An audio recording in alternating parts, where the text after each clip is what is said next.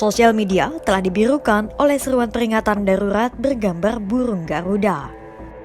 Mahasiswa, masyarakat sipil, dan akar rumput juga telah bersatu untuk turun ke jalanan memantik titik-titik perlawanan kepada para elit politik.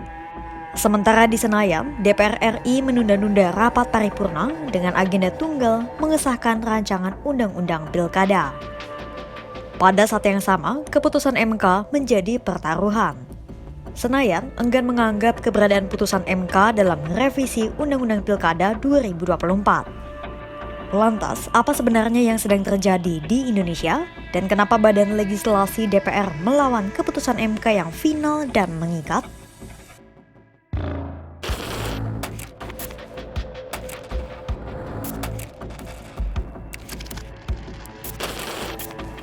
Kita mulai dari hari di mana Mahkamah Konstitusi memutuskan aturan terkait syarat-syarat dalam pilkada. Selasa, 20 Agustus 2024, MK mengeluarkan putusan nomor 60/PUU/22 Romawi /2024. Dalam putusan MK itu, ada beberapa yang diubah seperti 2 syarat untuk maju sebagai calon kepala daerah di Pilkada 2024. Pertama, soal dukungan partai politik di pilkada, dan kedua, tentang syarat usia pencalonan pilkada. Dalam pasal 40 ayat 3 UU nomor 10 tahun 2016 soal ambang batas pencalonan, disebutkan bahwa sebuah parpol atau koalisi partai politik baru bisa mengajukan calon kepala daerah mereka kalau mengantongi 25% perolehan suara sah. Namun, MK kemudian mengubah ambang batas pencalonan pilkada sesuai jumlah penduduk yang memilih, dan ini formulanya. Nah, ini maksudnya bagaimana? Kita ambil contoh di pilkada provinsi dengan penduduk dalam DPT kurang dari 2 juta.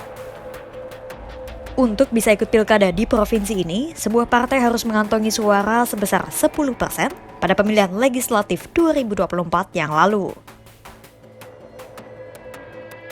Tapi kan tidak mungkin semua partai mengantongi 10%. Nah, makanya partai-partai akhirnya bergabung membentuk koalisi untuk memenuhi ambang batas 10%. Kemudian, MK juga memutuskan soal syarat usia pencalonan pilkada.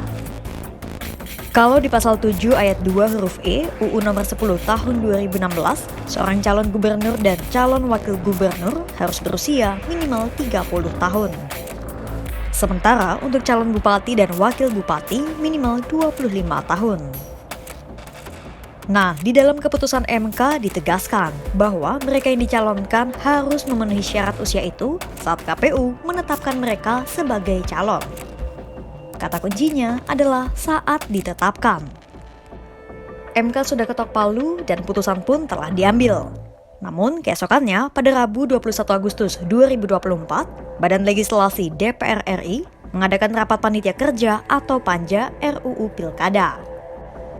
Dalam rapat itu, Balik DPR RI dan pemerintah menyepakati norma baru terkait aturan syarat usia calon kepala daerah dan wakil kepala daerah. Kalau di keputusan MK disebutkan bahwa penghitungan syarat usia minimal calon kepala dan wakil kepala daerah baru dilakukan saat KPU menetapkan calon.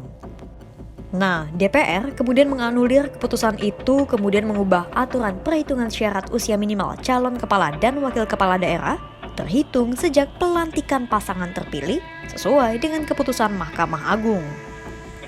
Sementara soal ambang batas atau threshold, DPR mengembalikannya ke aturan semula, yaitu 25% untuk parpol atau gabungan parpol, atau 20% untuk jumlah kursi DPRD. Kemudian, skenario apa yang akan terjadi kalau DPR mengesahkan UU Pilkada itu, dan kenapa DPR bersama pemerintah melawan keputusan MK?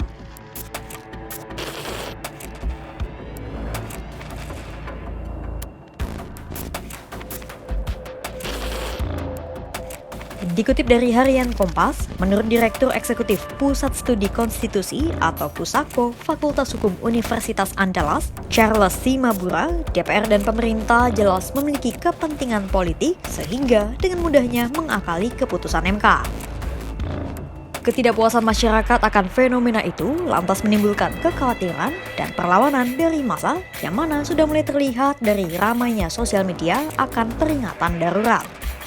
Sementara, menurut Ketua The Constitutional Democracy Initiative atau KONSID, Khalil Pasaribu, revisi UU Pilkada syarat dengan muatan politik pragmatis dan menggambarkan kepentingan elit penguasa yang terganggu.